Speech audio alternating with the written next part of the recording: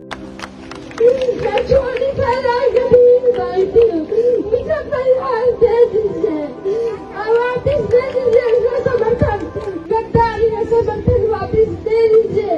मैं छोटी बहन बोलती दारू जी, मैं छोटी बहन बोलती तो दूसरी जी मुझे परिवार दे दीजिए।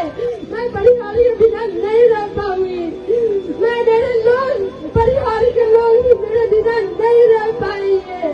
मैंने 10 साल में परिवार को जिया है। जब बाहर आया था मैं अपने पंचायत की मुखिया थी, लेकिन पंचायत में लोगों की मदद करने के लिए कोई नहीं आया। न जीता हुआ विधायक को देखा मैंने, न जो हार के गए थे रामचंद्रपुर में जी उनको भी नहीं देखा मैंने। नहीं बोला यहाँ के लोग सब ठगे गए हैं, न जीता हुआ बाहर में आया, न हारा हुआ बाहर में आया।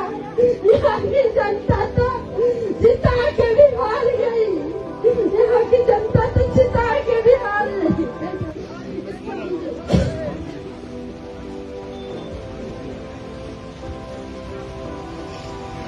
कोरोना आया तब भी मैंने देखा न जीता हुआ आया न हारा हुआ आया।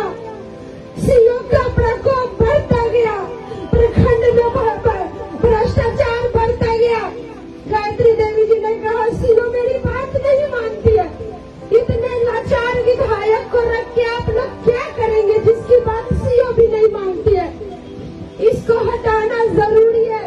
15 साल के इस लाचार विधायक को हटाना जरूरी है। और मुझे पता है कि लालटेन से जिसको मिला है सिंबल वो हार जाएगी, वो हार जाएगी और जनता फिर से उसी नर्क में रहेगी जो 15 साल से झेल रही है। उसके जीतने का तो सवाल ही नहीं उठता, उसकी बात ही हम क्यों कर रहे हैं। अगर जीतना होता तो पूर्वे जी उनके ससुर जी वो 2010 का भी चुनाव जीतते ना, 2015 का भी चुनाव जीतते ना, लेकिन वो हारे। 2010 का भी चुनाव परिहार विधानसभा का रामचंद्रपुर में जी हारे, 2015 का भी चुनाव वो हारे। क्योंकि जब सोनवर्षा विधानसभा था तो कुछ जाति समीकरण के कारण वो विधायक बने, लेकिन जब परिहार विधानसभा हुआ कई पंचायत कट जाने के बाद उनका जीतना असंभव था और असंभव है, वो नहीं जीत सकते।